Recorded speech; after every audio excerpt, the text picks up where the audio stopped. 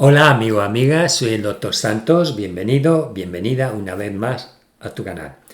La verdad es que puedo estar cabreado y luego te voy a explicar por qué puedo estar cabreado, pero muy cabreado tal como se están desarrollando las cosas. Ayer nos juntábamos un grupo de amigos y en medio de la charla nos preguntamos, ¿cuánto falta? ¿Cuánto falta para que acabe todo esto? ¿Cuánto falta para que termine esta pandemia? ¿Cuánto falta para alcanzar esa nueva normalidad? La pregunta parecía un tanto filosófica, pero en realidad era una pregunta bastante práctica. En un momento del futuro, ¿podemos considerar que la pandemia ha terminado? ¿Cuándo podemos considerar que esta pandemia ha terminado?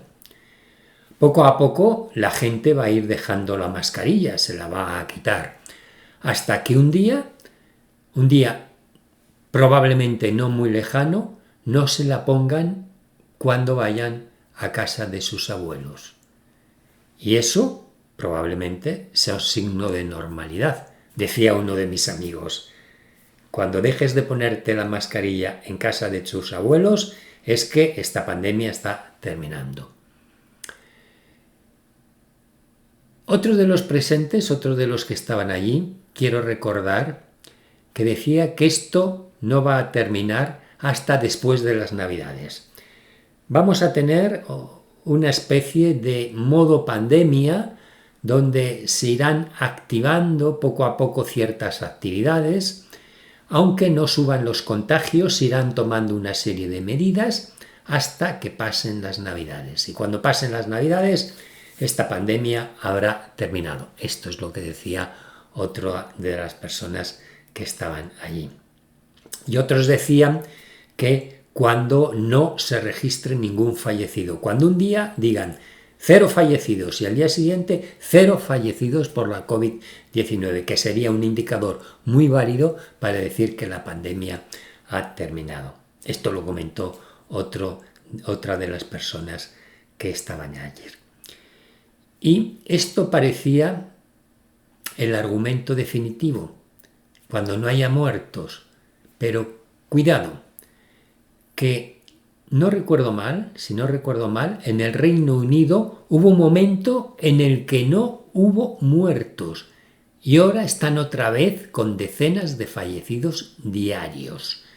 Y no nos olvidemos qué está pasando en África, qué está pasando en Sudáfrica, en Sudamérica, en la India, etcétera, donde por desgracia las vacunas no están llegando en las cantidades que tenían que llegar y la pandemia sigue con una ola, otra ola, otra ola, otra ola, que parece la canción. Por lo tanto, la pregunta ¿cuánto falta? ¿Quién lo sabe? En fin, yo creo que tenemos que tener paciencia. Por ahora en España, buenas noticias. Estamos ya cada vez más cerca de los 50 grados de incidencia acumulada. La gran frontera para abandonar ese nivel de emergencia que nos habíamos marcado. El Ministerio de Sanidad ya piensa en la siguiente fase, incluso ha pedido ya a las comunidades autónomas que empiecen a reconstruir la atención primaria, esa atención primaria tan destrozada. Y aquí es donde viene mi cabreo. Lo que os decía al principio, porque estoy muy cabreado. Y mientras tanto, mientras desde el Ministerio se dan esas instrucciones a la atención primaria, a las comunidades autónomas para que reconstruyan la atención primaria tan maltrecha, me pregunto, siguiendo las reflexiones del jurista Miguel Ángel Cárdenas Sobreira, expresidente del Tribunal Superior de Justicia de Galicia y miembro de la Comisión de Ética y Deontología del Colegio de Médicos de A Coruña, siguiendo sus reflexiones, me pregunto, ¿hasta cuándo las consultas telefónicas en atención primaria? Que eso es lo que me cabrea. ¿Hasta cuándo las consultas telefónicas en atención primaria? Es de entender que en una situación de pandemia, las consultas telefónicas con el médico de atención primaria aparecieron como digamos, la mejor opción para mantener la atención con el paciente sin aumentar el riesgo de contagio entre el enfermo y el médico, entre el enfermo y el profesional sanitario. Pero esto es muy importante, según este jurista. Ni el derecho ni la deontología médica avalan esta práctica asistencial. Insisto, ni el derecho ni la deontología médica avalan las consultas telefónicas entre médico y paciente. Y esto es muy importante. La pandemia, no lo vamos a negar, ha traído cantidad de cambios. Pero la disfunción de la atención sanitaria telefónica es muy grave. Esta disfunción no se puede convertir en algo estructural, en algo a mantener siempre. Puede ser coyuntural en un momento determinado, es decir, cuando haya riesgo para los profesionales y los enfermos, es normal que se pongan en marcha este tipo de medidas, como la consulta telefónica entre médico y paciente. Pero esto no se puede transformar en algo estructural, en algo a mantener, en algo para siempre. Y si esto es así, me cabrea, y me cabrea mucho como médico de atención primaria. Nunca puede ser en términos absolutos, y además hay que matizar este tipo de consultas para determinados casos y siempre con un control y planificación, que no ha habido, ni siquiera ha habido protocolos para poner en marcha este tipo de consultas telefónicas entre médicos y pacientes. Que esta atención, y esto es muy importante, no está permitida por la ética médica.